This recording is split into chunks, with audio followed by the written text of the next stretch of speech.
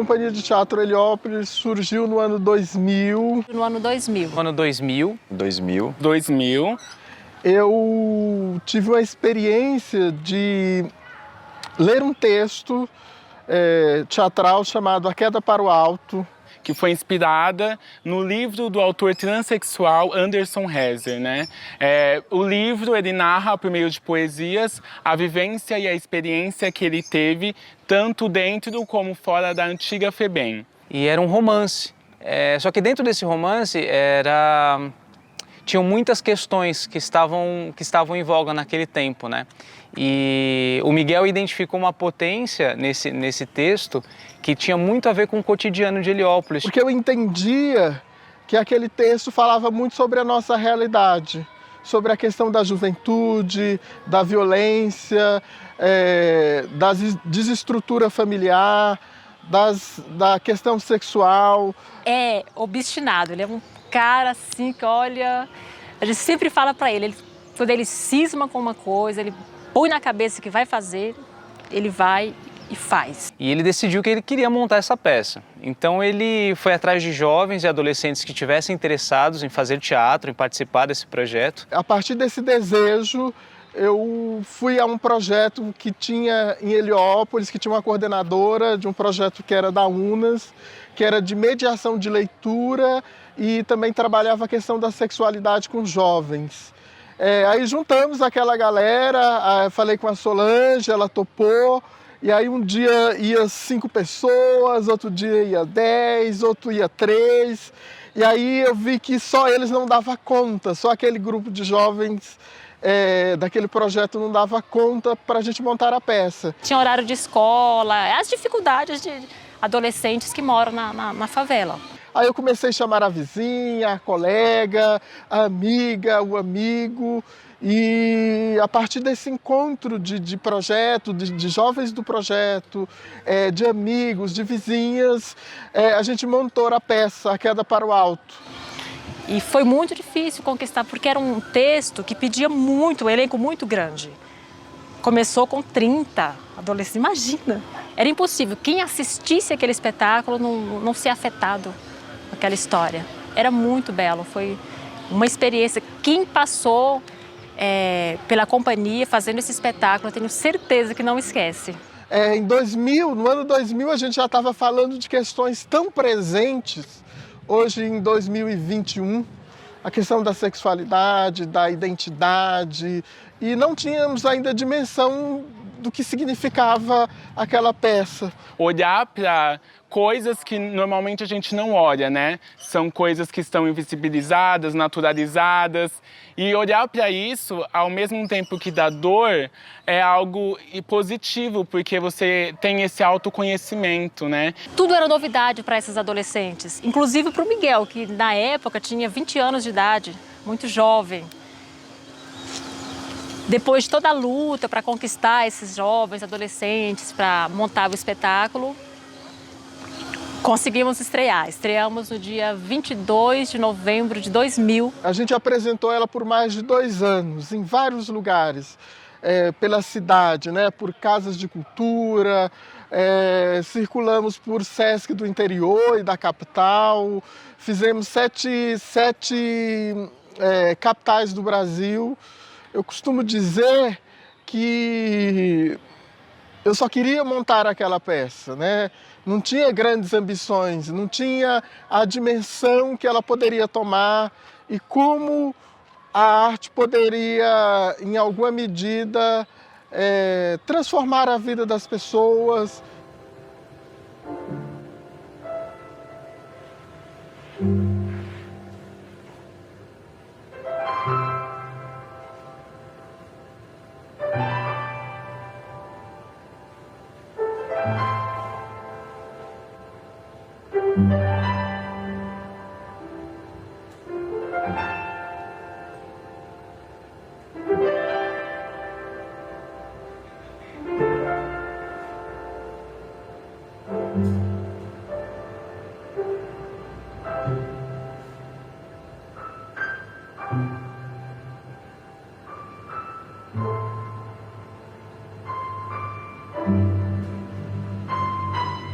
telhado.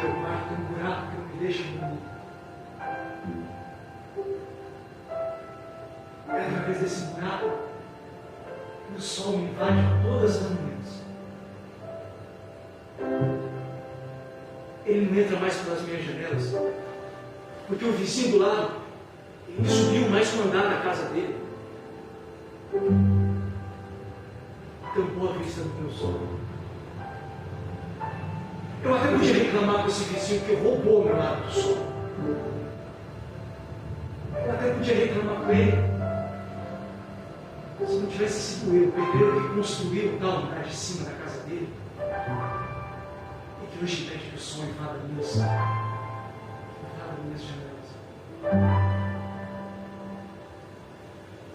Mas desde então eu não uso mais o despertador para acordar.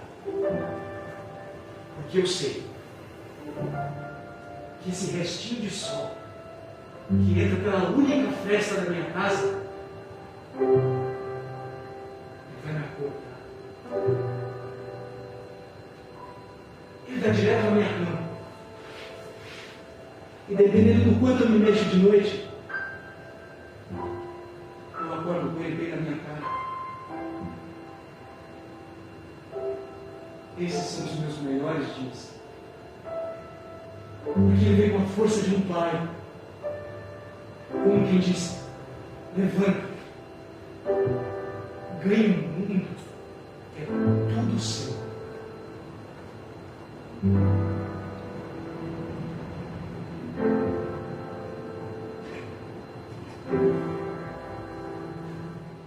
Entendendo o teatro como uma das ferramentas de provocação, de entendimento de si próprio, mas também do coletivo. Foi na companhia que eu aceitei muitas coisas que eu não aceitava antes, e foi na companhia que eu transformei essa dor em potência mesmo. 30 adolescentes de 9, 11, 12, 13 anos de idade. A minoria tinha 18, 17, o Miguel era o mais velho, de 20 anos. Então foi muito difícil juntar esse grupo. Mas foi quando conquistou, quando conseguiu firmar aquela turma para fazer, foi muito bom, foi muito gostoso. A turma se entregava, sabe? Era de uma verdade, uma turma sem experiência alguma em teatro, mas se jogava assim com uma inteireza. O teatro me proporcionou, naquele momento, um alargamento do meu cérebro, eu poderia dizer. Ali eu acho que foi como, né, lançar ao voo. E eu tenho muito a agradecer esse texto. E desse grupo inicial, a Dalma e o Miguel continuaram seguindo e estão até hoje na companhia depois desses 20 anos. Algo que eu acredito que possa ser a minha paz. E de lá, um dia distraída, ao ligar a TV, eu sei que um programa qualquer vai anunciar que a morte de uma despertou a sede pela vida de tantos, mais tantos. E aí, quem sabe, eu me orgulho e entenda que tudo não passou de uma providência para que vocês encontrassem a paz.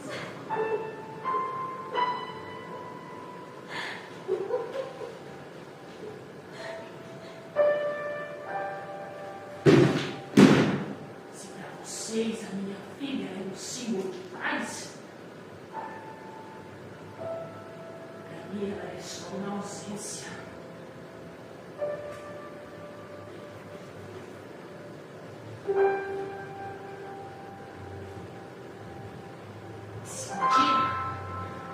Se um dia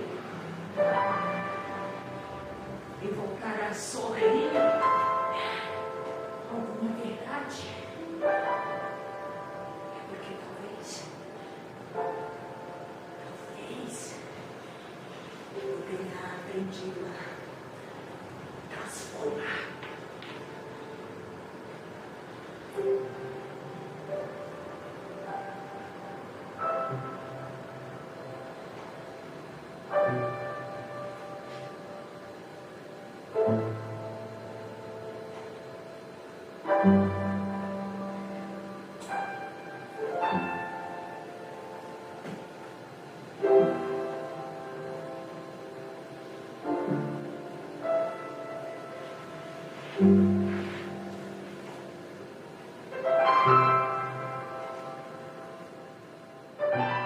A relação é essencial, porque o nosso maior campo de pesquisa é a favela. Ela está atrelada ao nosso território. É impossível morar numa favela e não carregar consigo mesma todas as possibilidades que a favela nos oferece de poesia. Está ao nosso redor. A espacialidade, os becos, vielas, os sons que são múltiplos. A sonoridade de Heliópolis é múltipla. As memórias, o silêncio.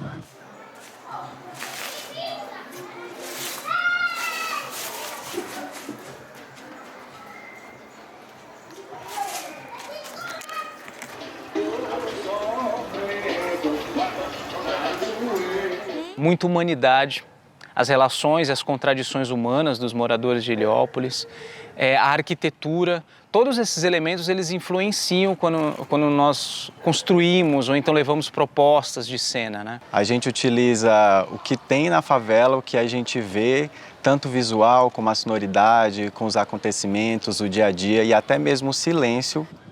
O silêncio em Heliópolis diz muito. A gente costuma dizer que quando a favela está em silêncio, alguma coisa não está certa. Traz toda essa vivência, essa experiência, a gente representa de alguma forma, né? E não há nenhum tipo de separação, tudo está imbricado, né?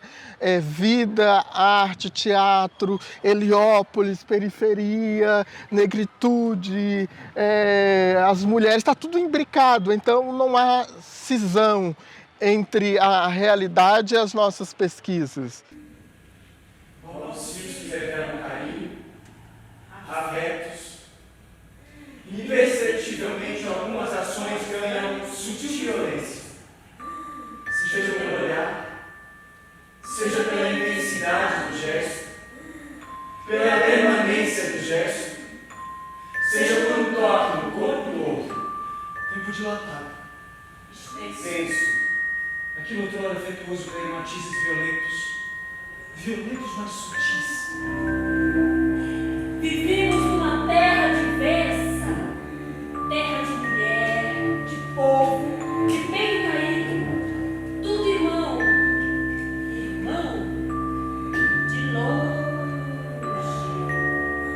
irmão de lá de cima, tão lá de cima que quase arranha o céu, de lá de baixo também, embaixo dos viadutos. Outros irmãos mais longe ainda, encravados na floresta, gente de imagem invisível. Quando chove, a água perpassa o terreno. Terreno elevado, aquele que fica lá em cima, mas tão lá em cima mesmo que quase arranha o céu. Teimosa, a água perpassa o terreno. Abre veios, abre feiras, sangra a terra, leva o barraco que dava ancorado no mar. Leva uma direção única a derrocar. Água de curso único.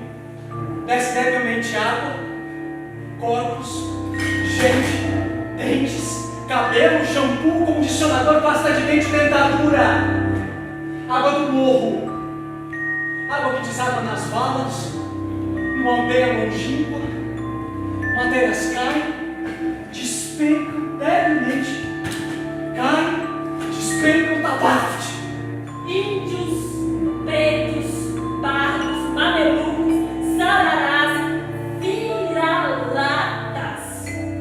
Sobre aqueles subnutridos, aqueles subtraídos com merenda subtraída, aqueles que nascem com crânios diferenciados, aqueles que ainda vão nascer, aqueles sujos, puguentos, sardentos, vira-latas, Centenas, milhares, caem, despencam, escorregam, somem, tabaque, engolidos, esmagados.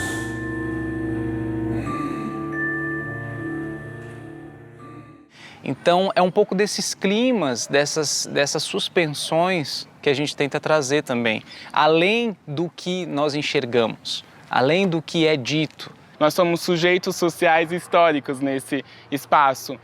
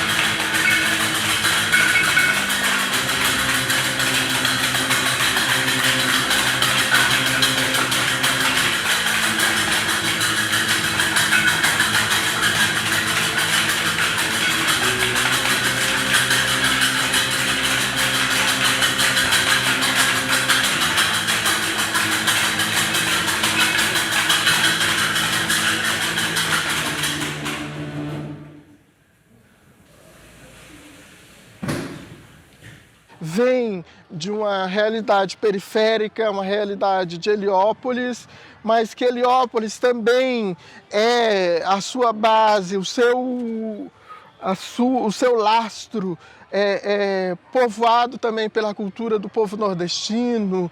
As memórias de homens e mulheres oriundos do Nordeste. A maioria da população de Heliópolis é nordestina, a população é nordestina. E essas histórias dessas pessoas, as histórias dessas mulheres, mulheres fortes, mulheres resistentes, resistentes à dor, à tristeza, a perdas. Essas histórias, essas memórias está na nossa criação. Meu menino para ir parar numa jaula, feito bicho, para ser abusado, humilhado, arriscado pegar doença. Se demorar a sair de lá, vai sair formado no que não presta. Quem fez coisa errada tem que ser punido, sim, mas para punir tem que ter dignidade. Para ele eu tracei caminho, fiz planos, orientei mesmo sozinha, conversei, orientei para não se bandear para o lado ruim. Em que momento o meu menino pegou um atalho e eu soltei a sua mão? Ele me disse que a culpa não é minha, tem consciência do erro e sabe que precisa pagar. Como vó, faço um apelo à justiça. Antes de condenar o meu menino, vejam sua história. Veja tudo que lhe foi tirado desde que os nossos primeiros chegaram nessa terra. Eu peço justiça, a justiça.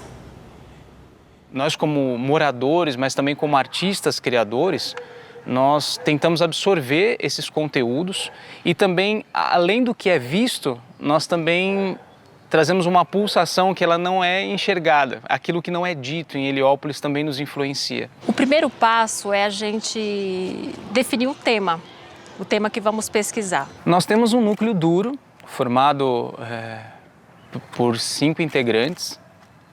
E esse núcleo duro geralmente decide os temas que vão ser propostos, né? O tema, por exemplo, de um próximo projeto. São múltiplas as vozes que procuramos ali trazer por via do teatro. Que nos constitui, né? Essas experiências, essas informações, esses atravessamentos que nós temos.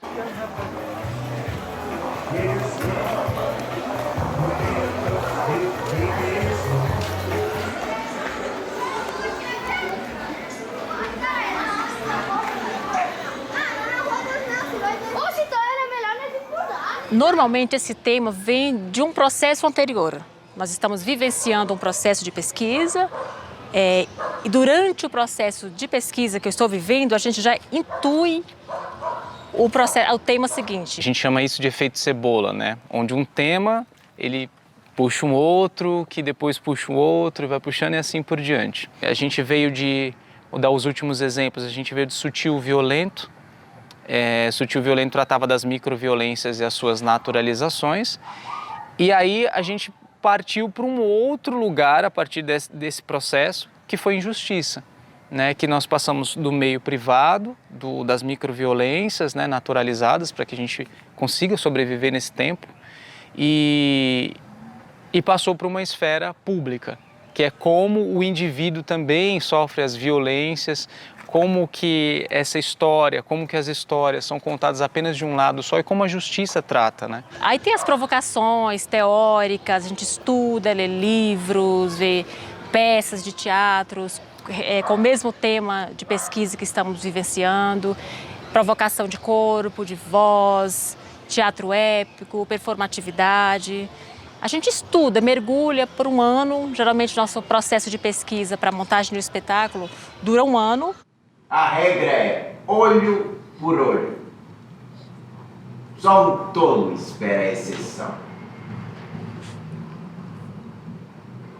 Basta seguir o sangue. As palavras se tornaram tão silenciosas quanto os corpos mortos. Cansei de falar.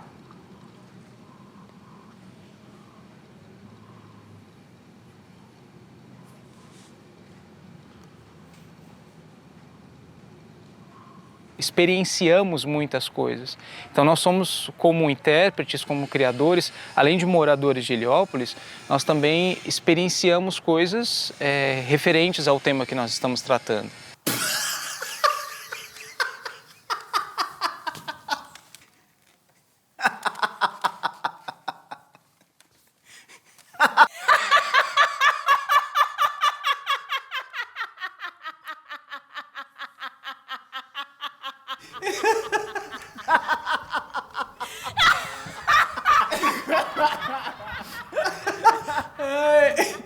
Processo que você tem que mergulhar e ir em lugares que normalmente você não visita. Juntamente com o Miguel, que é o diretor da companhia, tem alguns parceiros, algumas pessoas que são convidadas de algumas áreas específicas para auxiliar no processo de criação. Que vem da academia, pelas referências outras, seja elas filosóficas, das artes visuais, do cinema.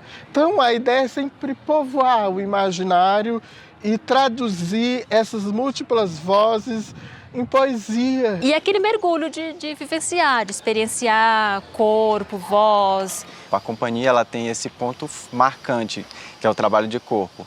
E ele consegue desestruturar, consegue mover, mexer, fazer um verdadeiro rebuliço com o nosso corpo, com a nossa mente. O texto, a gente entrevista moradores e moradoras de Heliópolis, ouvindo essas histórias, as experiências, suas memórias. Tem algo na companhia que o Miguel também fala sobre não psicologizar as coisas. É você só estar, sabe? É você só estar presente. Eu acho que a escuta também é isso, sabe? O que mais chamou a atenção? Eu acho que tem muito a ver com a gente o que mais chama a atenção. Então, esse lugar de simplesmente você escutar e aquilo que te atravessar, você já transformar em algo, sabe, um experimento mais cênico, eu acho que funciona muito bem.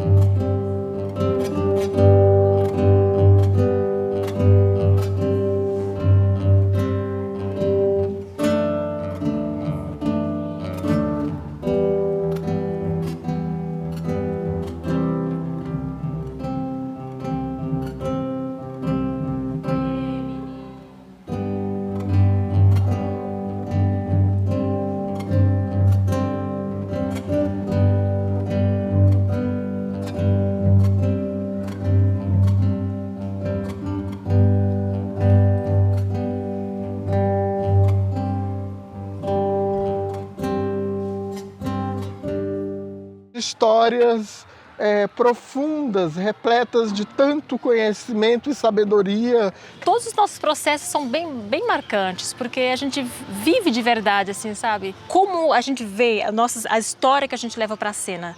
São histórias reais, digamos assim, reais. São marcantes, são profundas. A gente entrevista as pessoas. Eu entrevisto uma mãe e essa mãe me conta uma história e não tem como não ficar em mim, assim, o olhar daquela mãe, como ela compartilha a sua perda, o olhar dela, a voz dessa mulher, o corpo dela, como ela reage a essa perda. Então, quando ela compartilha com a gente, quando ela compartilha comigo, isso fica em mim. E eu acho que isso, essa profundeza, essa intimidade que a gente tem com as pessoas que a gente entrevista, que são a nossa inspiração para a cena, é muito marcante. Eu não esqueço o olhar dessa mulher, sabe? De uma mãe me contando a história, como ela perdeu um filho. E eu acho que isso, como é verdadeiro, é muito íntimo, é muito próximo, a gente consegue passar para o público, sabe? A gente tenta, porque é o nosso papel isso, né? Passar a verdade, trazer a voz dessas mulheres, dos moradores e moradoras de Heliópolis. Então geralmente eu me entrego assim profundamente. Eu tenho muito carinho, muito respeito pelas histórias que eu escuto aqui. Então eu tento ao máximo ser verdadeira ao apresentar essas histórias que a gente escuta. Então acho que são todos muito marcantes. A gente vive um processo muito profundo. Não tem um mais ou menos. Todas as histórias que a gente escuta são histórias profundas, histórias de dor, de perda. E tem histórias de alegria também, histórias de brincadeiras. Então a gente realmente experimenta, vê, conversa com pessoas e todas essas sensações e acúmulo que nós trazemos durante o projeto, isso se reflete no resultado final, que é a peça. Depois de tudo isso, a gente improvisa, os atores e atrizes fazem improvisos com a direção, a dramaturga ali assistindo. Como é que você está se sentindo hoje? Né? Como é que está seu corpo? O que é que você quer dizer? O que é que você quer deixar que seu corpo fale? E depois de tudo isso, resulta num texto, que inclusive até o título desse texto, que será o espetáculo, a gente escolhe coletivamente. Nós tentamos sempre organizar esse projeto, os projetos, né, de uma forma que contemple esses questionamentos, as individualidades de cada um. Que nós entendemos que um coletivo ele é feito de indivíduos. E esses indivíduos é que formam e que têm potência no todo na hora da criação. E aí depois vem a temporada, que normalmente é de 3, 4 meses, que a gente fica maturando todo esse processo que foi de um ano. E aí o melhor é o momento de compartilhar com o público. E a gente geralmente fica 3 meses, 4 meses apresentando de sexta a domingo, que é quando amadurece, fica no corpo, e a troca com o público é o melhor momento.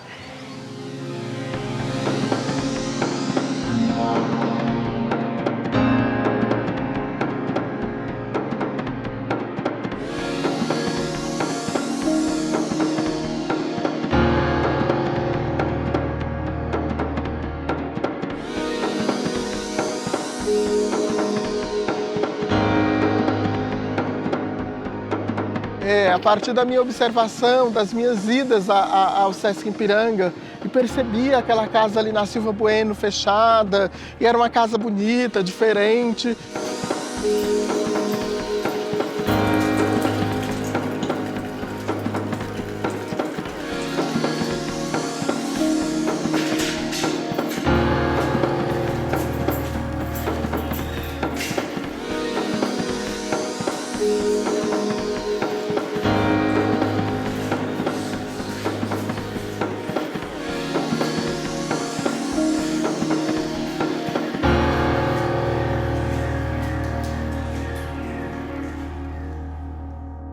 A companhia, na figura da Dalma e do Miguel, eles sempre procuraram um espaço físico para abarcar, né, a companhia, as atividades, os espetáculos.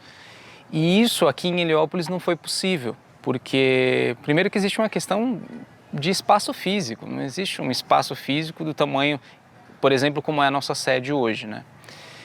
Então, durante muito tempo, eles procuraram e batalharam para que existisse um espaço. A gente descobriu aquele casarão que estava vazio, estava fechado há 5 anos e tentamos descobrir os meios de como chegar na pessoa responsável por aquele espaço para a gente apresentar um projeto de ocupação daquela casa. Apresentamos esse projeto, o projeto foi aprovado e desde 2009 estamos lá nessa sede, onde é um espaço de aconchego, é nossa segunda casa. Eu passo o dia inteiro lá, a gente trabalha lá o dia inteiro, saio cedinho e volto à noite para casa. Então é minha segunda casa, é um espaço muito especial. A gente, durante muitos anos, não tinha sede, então a gente ensaiava no Céu Meninos, no Sesc Ipiranga, ensaiamos na Unas, na sala da minha casa.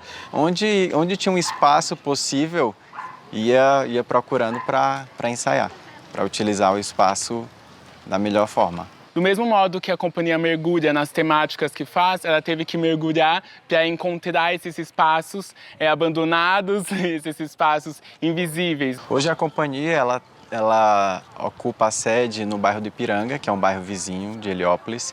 É a Casa de Teatro Maria José de Carvalho. A Maria José de Carvalho, ela doou a casa para o Estado ainda em vida. Foi do movimento cultural, a Maria José de Carvalho, né? Foi a primeira professora de dicção da Escola de Arte Dramática de São Paulo, então ela é bem conhecida.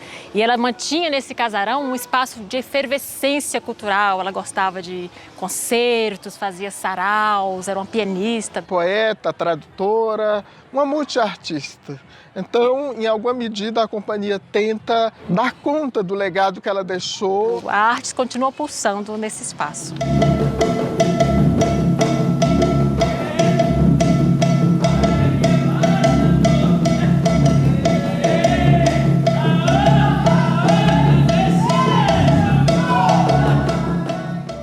Uns bons ventos que nos conduziram, sabe? Assim, a gente, não sei se é sorte, se é trabalho, não sei, se a gente acredita, mas a gente, por esses 20 anos, a gente tem muita boa sorte, a gente tem muitos caminhos bons abertos, sabe? Eu acho que o coletivo se vê ainda muito jovem. Eu acho que 20 anos é jovem ainda, né? Depois de 20 anos de resistência, eu diria, esse grupo no qual eu faço parte há 8 anos, eu enxergo ele como uma potência criadora. Um grupo que tenta se reinventar, tenta sempre se superar a cada trabalho, que busca de alguma forma existir, mostrar o nosso trabalho. De entendimento do que era estar no mundo, de entender a arte como um lugar de transformação e de provocação do sujeito, das revelações das nossas mais profundas, eu diria, humanidades, nas nossas contradições. Consciência política do que a gente faz, consciência do lugar onde a gente vive. As dimensões de Heliópolis na sua polifonia. É um grupo cada vez mais coeso, é um grupo cada vez mais firme e que tem a sua identidade própria firmada, né, dentro desse tempo de existência. Eu enxergo um futuro para essa companhia de muito trabalho, mas um trabalho prazeroso. Olhando, né, para o passado e para a história da companhia, eu acho que ela vai se adaptar e eu acho que ela vai resistir ainda, né? Que a companhia tenha vida longa, que perdure por muito tempo. Eu acredito que não há barreiras que nós não iremos quebrar. Nada, nada, porque eu amo fazer isso. Eu amo fazer teatro. Eu não vou parar. Então, acho que nada, tenho certeza, nada vai impedir que eu faça o que eu quero fazer.